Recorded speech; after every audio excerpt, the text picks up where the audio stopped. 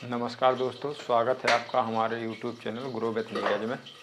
आज हम चर्चा करने वाले हैं मध्य प्रदेश सामान्य ज्ञान में मध्य प्रदेश की जलवायु के बारे में। ठीक है, क्या बताने वाले हैं आज हम? मध्य प्रदेश की जलवायु।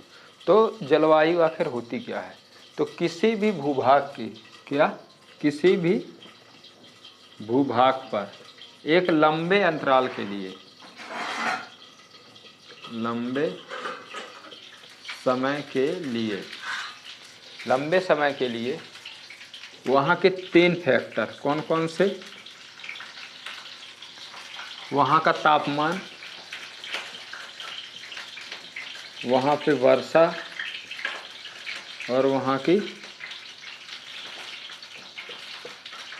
हवाओं की गति को क्या कहते हैं? हम उस भूभाग की जलवायु कहेंगे।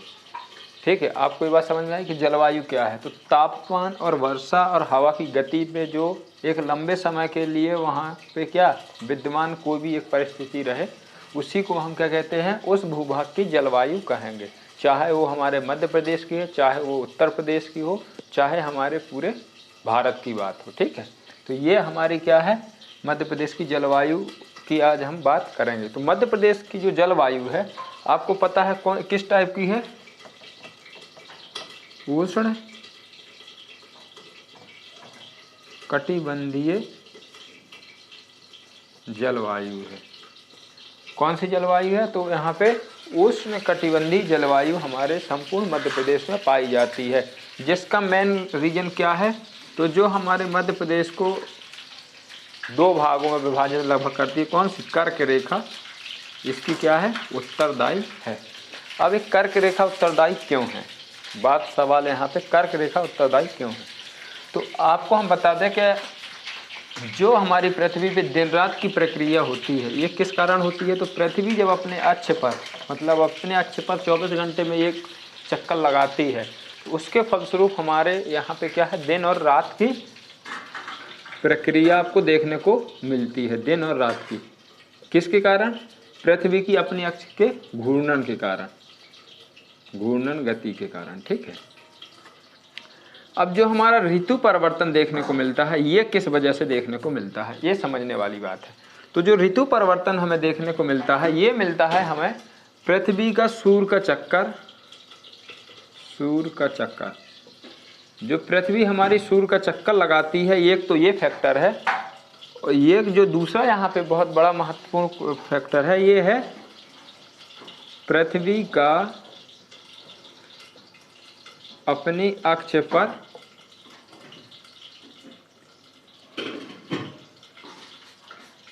झुका होना। तो पृथ्वी हमारी कितनी 23.5 डिग्री अपने अक्ष पर क्या है? झुकी हुई है। इन दोनों फैक्टर के कारण हमें अपने पृथ्वी पर क्या ऋतु परिवर्तन देखने को मिलता है। ठीक, ये बात आपको समझ में आ गई। अब आप एक बात समझिए, जहाँ पे सूर्य की किरणें सीधी पड़ेंगी, वहाँ पे क्या होगा? तापमान क्या होगा? ज़्यादा होगा। और जहाँ पे सूर्य की किरणें तिरछी पड़ेंगी या कम पड़ेंगी, वहाँ पे क्या होगा? तापमान कम होगा, तो वो हो जाएगा ठंडा एरिया। ठीक, आपको ये बात समझ में आई। तो जो हमारी विषुवत रेखा है, विषुवत रेखा पे क्या है? सूर्य की किरणें क्या पड़ती हैं? सीधी पड़ती हैं। इस एरिया में तापमान ज़्यादा रहता है। लेकिन जो हमारा ध्रुवीय क्षेत्र होता है पृथ्वी का, यहाँ पे क्या है? सूर्य की किरणें या तो पहुँच ही नहीं पाती हैं, या पहुँचती तो बहुत कम समय के लिए तिरछी पहुँचती हैं। तो यहाँ पे क्या होता है? आपको ठंडा एरिया देखने को मिलेगा। जो आपकी विषुवत रेखा से ऊपर पड़ती है कर्क रेखा, वो हमारे मध्य प्रदेश से गुजरती है। तो आप इससे अंदाज़ा लगा लीजिएगा कि यहाँ तक सूर्य हमारा आता है। कहाँ तक? कर्क रेखा तक सूर्य उत्तर गोलार्ध में आता है। मतलब कर्क रेखा के समांतर सूर्य की जो है सीधी किरणें पड़ेंगी जब सूर्य होगा उत्तरायण या उत्तरी गोलार्ध में। उस चीज़ को हम क्या ऋतु कहते हैं, आगे हम चर्चा करेंगे। और जब पृथ्वी से हमारा सूर्य क्या होगा? दक्षिण गोलार्ध में जाएगा, तो क्या होगा? तब हमारा सूर्य होगा दक्षिणायण में, और जो सूर्य की सीधी किरणें पड़ेंगी वो जाके आपकी पड़ेंगी मकर रेखा पर। ठीक है, तो ये है हमारे उत्तरदायी कारण, जिससे हमें ऋतु परिवर्तन देखने को मिलता है। ठीक, अब हम बात करते हैं यहाँ पे मध्य प्रदेश में ऋतुएं आप कैसे देखेंगे। तो जब हमारा ये आपकी समझने की कोशिश करें, ये आपकी है विषुवत रेखा, विषुवत रेखा, ठीक है। ये आपकी है कर्क रेखा। तो जब सूर्य हमारा इस एरिया में होगा, मतलब उत्तरी गोलार्ध में होगा, तब हमारे यहाँ क्या होगा, गर्मी ज़्यादा पड़ेगी। तो इस ऋतु को हम कहते हैं यहाँ पे क्या ऋतु, इसको हम ए नंबर पे दे दें, तो हम इसे कहते हैं ग्रीष्म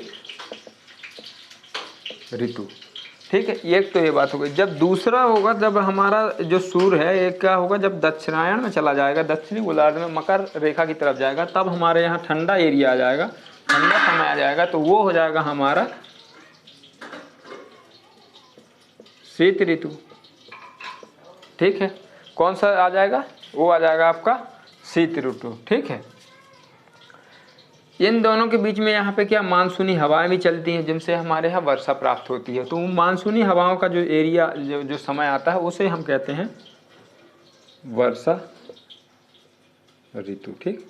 तो हमारे मध्य प्रदेश में मेनली कितनी 3 जो है ऋतुएं देखने को मिलेगी, शीत ऋतु और वो ग्रीष्म ऋतु, शीत ऋतु और वर्षा ऋतु। ये 3 हमारे मध्य प्रदेश में क्या ऋतुएं देखने को मिलेंगी। अब हम बात कर लेते हैं ग्रीष्म ऋतु की। तो ग्रीष्म ऋतु होती क्या है,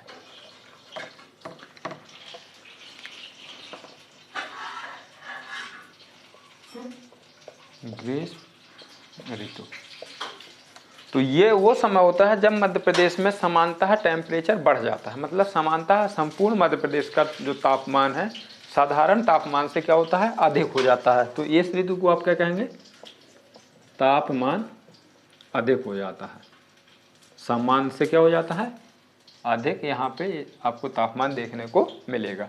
ये ऋतु हमारे यहाँ कब आती है, तो ये ऋतु जो है हमारे यहाँ कब देखने को आपको मिलेगी, तो जो शीत ऋतु है ये मध्य प्रदेश में देखने को मिलती है आपको मार्च से जून तक, आपको ये क्या ऋतु देखने को मिलेगी। इसमें सूर्य क्या होता है, तो सूर्य जो होता है वो उत्तरी गोलार्ध में क्या होगा, आपका सूर्य होगा, जिसे हम लोग क्या बोलते हैं, उत्तरायण बोलते हैं, ठीक है। ये होगा मध्य प्रदेश में सबसे ज़्यादा ताप का जो तापांतर होता है दिन रात का, वो आपका मार्च माह में आपको देखने को मिलेगा, ठीक है। ये यहाँ के फैक्ट हैं जो आपको यहाँ पे बहुत ही महत्वपूर्ण है। जो शीत ऋतु होती है इसी को हम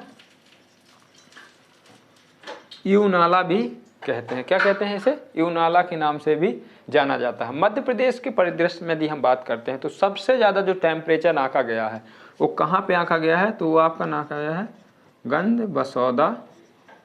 ये आपका किस उसमें है, तो ये आपका है विदिशा जिले में ये जगह है गंज बसौदा। यदि आप बीना से भोपाल जाएंगे तो ये स्टेशन पड़ता है गंज बसौदा, ठीक है। तो वहाँ पे ये टेम्परेचर मध्य प्रदेश का सबसे ज़्यादा नापा गया है। इसके साथ साथ आपका ग्वालियर आपके छतरपुर में खजुराहो और नौगांव भी क्या है, सर्वाधिक टेम्परेचर यहाँ पे मापा गया है, जो कि आपका 47 डिग्री सेंटीग्रेड समथिंग टेम्परेचर यहाँ पे हो जाता है अधिकतम तापमान। ये तो थी हमारे मध्य प्रदेश में कौन सी ऋतु, ग्रीष्म ऋतु। अब हम बात करते हैं शीत ऋतु की। शीत ऋतु, तो शीत ऋतु आपको कब देखने को मिलेगी, तो आपको ये आप जानते ही हैं कि ये आपको नवंबर से फरवरी तक आपको क्या देखने को मिलेगी, शीत ऋतु आपको देखने को मिलेगी, ठीक है। शीत ऋतु में क्या होता है, जो सूर्य हमारा होता है वो हो जाता है विषुवत रेखा से मकर रेखा की तरफ, यानी कि हमारा जो सूर्य हो जाता है वो हो जाता है दक्षिणी गोलार्ध में, जिस कारण से हमारे यहाँ सूर्य की किरणें आती हैं तिरछी, इसलिए हमारे यहाँ का टेम्परेचर कम हो जाता है, ठीक है। ये हो गया यहाँ पे दक्षिणी उसमें। इसी को हम लोग बोलते हैं सियाल, ठीक है। सियाल के नाम से भी इस ऋतु को जाना जाता है।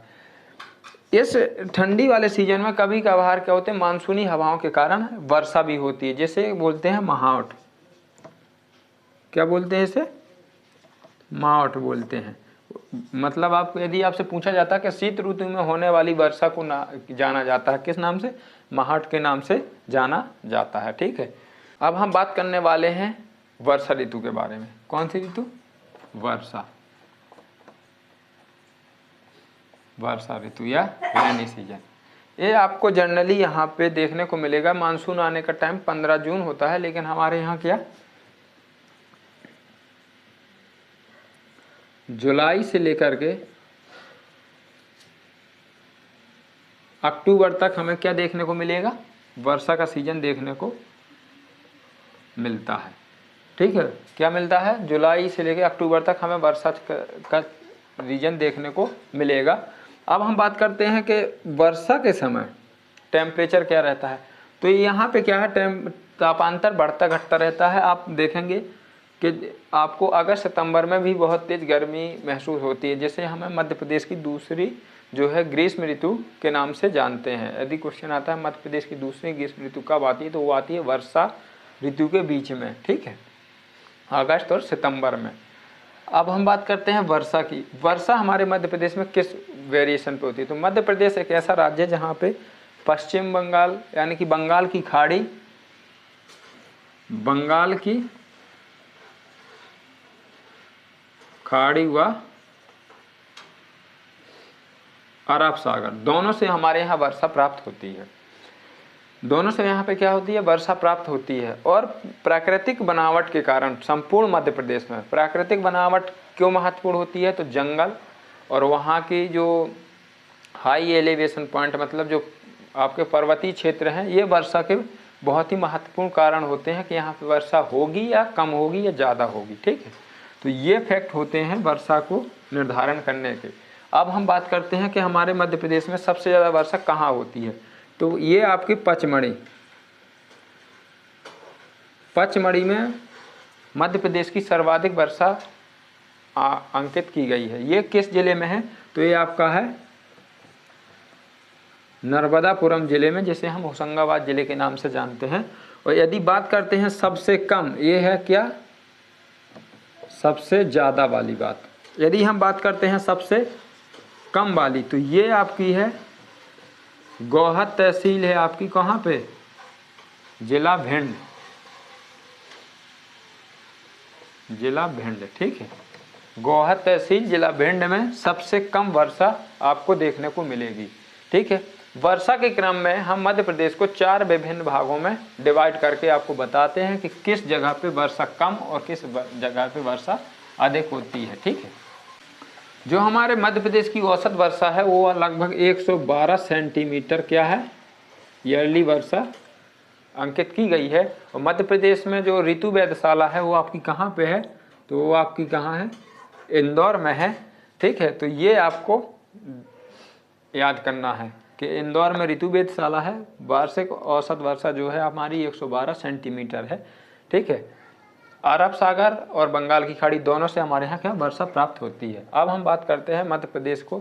तो मध्य प्रदेश में आप देखेंगे जो उत्तरी मध्य प्रदेश है, उत्तरी व पश्चिमी मध्य प्रदेश में समानतः कम वर्षा अंकित की जाती है। यहाँ पे वार्षिक जो है 50 से लेकर 75 सेंटीमीटर की वर्षा क्या है, एक वर्ष में होती है। उत्तरी मध्य प्रदेश में कौन कौन से जिले आपके आएंगे? यहाँ पे आपको शिवपुरी, दतिया, ग्वालियर, भिंड, श्योपुर और मुरैना आदि जिले आएंगे। पश्चिमी में आपके नीमच, मंदसौर से लेकर के अलीराजपुर, झाबुआ और आपका धार, रतलाम, इंदौर, उज्जैन, ये सब यहाँ पे आते हैं। इनका एक कारण है कि यहाँ पे जो है मैदानी एरिया पड़ जाता है। अरावली जो है ये मानसूनी हवाओं के समांतर श्रेणी का उपस्थित होना यहाँ पे क्या है, वर्षा का कम कर देता है। अरावली जो है, अरब सागर यहाँ पे अरावली, इसके क्या है, मानसूनी के समांतर होने के कारण मानसूनी हवाओं को रोक नहीं पाता है, जिस कारण से यहाँ पे वर्षा क्षेत्र क्या होता है, कम होता है। अब हम बात करते हैं दूसरे एरिया की। दूसरे एरिया में हम बात करेंगे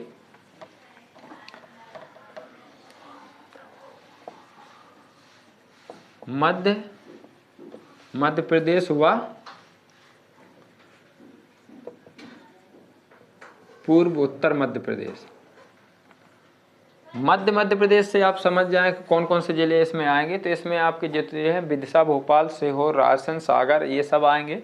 और उत्तर पूर्व में आपके पन्ना, छतरपुर, टीकमगढ़, निवाड़ी और ये जो एरिए हैं आपके यहाँ से आपके कटनी, सतना, ये आपके आएंगे पूर्व उत्तर मध्य प्रदेश में। तो इन जिलों में जो आपकी वर्षा आप देखेंगे तो यहाँ पे होती है 75 to 125 सेंटीमीटर यहाँ पे क्या होती है, वर्षा वार्षिक अंकित की जाती है। इसका मेन कारण क्या है? इसका मेन कारण ये है कि यहाँ पे आप देखेंगे अरावली पर्वत, जो आपकी नर्मदा घाटी के उत्तरी साइड में क्या है, आपकी विंध्यन श्रेणी आपको देखने को मिलेगी। कौन सी श्रेणी? विंध्यन श्रेणी देखने को मिलेगी। जब विंध्यन श्रेणी से मानसून यहाँ पे आपका अरब सागर से आए या बंगाल की खाड़ी से आता है तो क्या है, इससे टकरा करके यहाँ पे वर्षा आपको देखने को मिलेगी। आपसे एक बात बता दें कि जो हमारे भारत में सबसे ज़्यादा वर्षा होती है चेरापूंजी, वो वहाँ पे क्यों होती है? वहाँ क्या है, 3 एरिया से क्या है, वो पहाड़ों से घिरा हुआ एरिया है, वो एक तरफ से खुला है। यहाँ से बंगाल की खाड़ी से मानसून जाता है, पूरा का पूरा बारिश यहीं कर देता है, मानसून उस तरफ निकल ही नहीं पाता है एलिवेशन हाई होने के कारण। इसलिए वहाँ पे भारत की सबसे ज़्यादा क्या है, वर्षा अंकित की जाती है। थार मरुस्थल में वर्षा कम क्यों होती है? उसका मेन कारण है उस साइड मैदानी एरिया होने के साथ साथ अरावली पर्वत क्या है, मानसून हवाओं के समांतर स्थित है। ठीक, अब हम बात करते हैं दूसरे रीजन की। तो दूसरे रीजन में हम बांटने वाले हैं, अगले रीजन में हम बांटने वाले हैं दक्षिणी मध्य प्रदेश को। दक्षिणी मध्य प्रदेश को हम किस लिए बांट रहे हैं? तो आप देखेंगे कि आपका ये अरावली, यहाँ पे आपकी विंध्यन, ये आपका नर्मदा रिवर, तो ये इसके विंध्यन, और यहाँ पे आप देखेंगे तो सतपुड़ा आपको देखने को मिलेगा। ठीक है, तो जो यहाँ पे वर्षा आती है तो सतपुड़ा पे पहले तो टकराती हुई यहाँ वर्षा होती है, जो शेष बचती है वो आपकी कहाँ पे जाती है, विंध्यन में। तो सर्वाधिक वर्षा आपकी कहाँ पे होगी, सतपुड़ा रेंज में होगी। तो जो आपकी पचमढ़ी मैंने बताया, पचमढ़ी आपकी कहाँ स्थित है, तो पचमढ़ी आपकी सतपुड़ा महादेव श्रेणी में आपकी क्या है, स्थित है। इसलिए सर्वाधिक वर्षा, मध्य प्रदेश की सर्वाधिक वर्षा हमें देखने को मिलेगी दक्षिण पूर्व मध्य प्रदेश में। ठीक है, दक्षिण पूर्व मध्य प्रदेश में मध्य प्रदेश की सबसे ज़्यादा वर्षा हमें देखने को मिलेगी। इसका मतलब जहाँ पे सतपुड़ा मैकाल श्रेणी है सबसे ज़्यादा वर्षा होती है, उसके बाद विंध्यन श्रेणी में दूसरे नंबर पे होती है, मतलब उससे और कम, और जो आपका उत्तरी और पश्चिमी मध्य प्रदेश का मैदान है यहाँ पे सबसे कम वर्षा आपको देखने को मिलेगी। तो ये थे जलवायु के आधार पर मध्य प्रदेश का विभाजन। जलवायु के आधार पर जब मध्य प्रदेश को हम देखेंगे तो इसमें हम पाएंगे कि इसके लिए मेन फैक्ट हो जाता है हमारी कर्क रेखा। मेन फैक्ट तो विषुवत रेखा है, लेकिन हम क्या है, कर्क रेखा हमारे यहाँ से गुजरती है, इसलिए हम इसको कर्क रेखा के दृष्टि में आपको मध्य प्रदेश में जलवायु के बारे में बताने वाले हैं।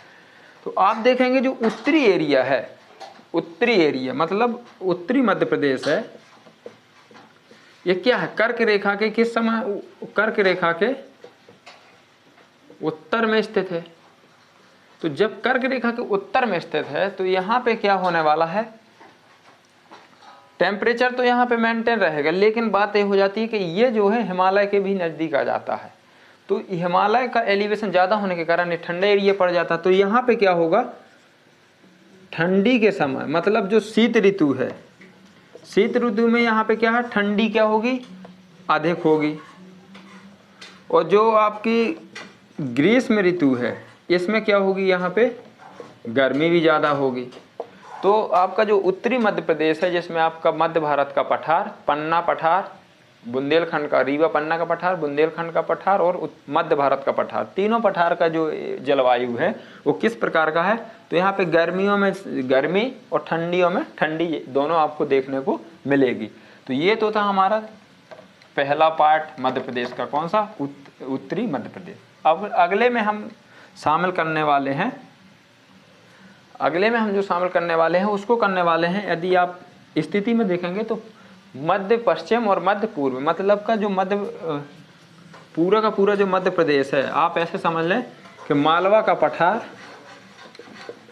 व पूर्व का पठार, जिसे हम लोग बघेलखंड का पठार के नाम से जानते हैं। ये वाला जो एरिया यदि आप दोनों को कवर कर लेंगे, मालवा के पठार को और पूर्वी पठार को, बघेलखंड के पठार को, जो भौगोलिक विभाजन की यदि आपने हमारी क्लास देखी होगी तो बहुत अच्छे से आपको समझ में आएगा। तो इन दोनों में क्या होगा, ये क्या है, हिमालय से अपेक्षाकृत थोड़ी सी दूरी पे आ जाते हैं और समुद्र से थोड़ा सा ये क्या है, नज़दीकी पे आ जाते हैं। तो यहाँ का क्या होने वाला है, यहाँ पे होगा कि आपका ग्रीष्म ऋतु में कम गर्मी, या मतलब यहाँ पे क्या होगा, साधारण गर्मी यहाँ पे आपको देखने को मिलेगी। और आपको जो शीत ऋतु में है तो यहाँ पे क्या है, साधारण ठंड आपको देखने को मिलेगी। ठीक, किसमें, मालवा के पठार और पूर्वी पठार में। ये हमारा दूसरा रीजन हो गया मध्य प्रदेश का। ठीक, अब हम बात कर लेते हैं नर्मदा सोन घाटी की। नर्मदा सोन घाटी या यूं कहा मध्य प्रदेश का कौन सा मध्य प्रदेश, तो मध्य प्रदेश में दक्षिणी भाग, जो मध्य प्रदेश का दक्षिणी भाग है ये क्या है, समुद्र के नजदीक है। और समुद्र के जो पास में एरिया होता है वहाँ का तापांतर एक निश्चित तापांतर होता है। वहाँ पे ना तो गर्मी आपको महसूस होगी ना तो आपको ठंडी महसूस होगी। पूरे साल वहाँ का जो वातावरण है लगभग समांतर ही चलता है।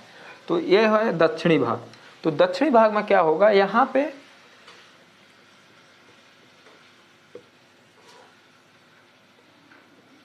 ग्रीष्म काल में आपको गर्मी तो देखने को मिलेगी, गर्मी तो होगी, लेकिन शीतकाल में यहाँ पे क्या होगा, यहाँ पे क्या होगा, जो शीतकाल में है यहाँ पे समान ठंड आपको देखने को मिलेगी, समान ठंड आपको देखने को मिलेगी। ठीक है, और जो आपका जो ग्रीष्म काल होगा इसमें क्या होगी, गर्मी जो है अपेक्षाकृत क्या होगी, यहाँ पे अधिक होगी। तो ये है हमारा मध्य प्रदेश का जलवायु की दृष्टि से विभाजन समझिए, या कहाँ पे कौन सा फैक्ट काम करता है वो समझिए।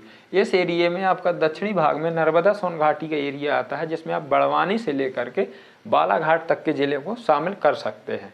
ठीक है, जिसमें कि आपका नर्मदा घाटी का दक्षिणी भाग और प्लस में सतपुड़ा मैकाल श्रेणी में जितने भी भाग आने वाले हैं वो सब जलवायु के दक्षिणी भाग में आपको देखने को मिलेंगे। तो ये था हमारे मध्य प्रदेश का जलवायु। तो आप इसको समझें और इसका नोट्स ज़रूर बनाएं। आशा करता हूं कि मैं आपको ये वीडियो अच्छी लगी होगी। तो चैनल को सब्सक्राइब करें, वीडियो को लाइक करें एवं शेयर करें। धन्यवाद।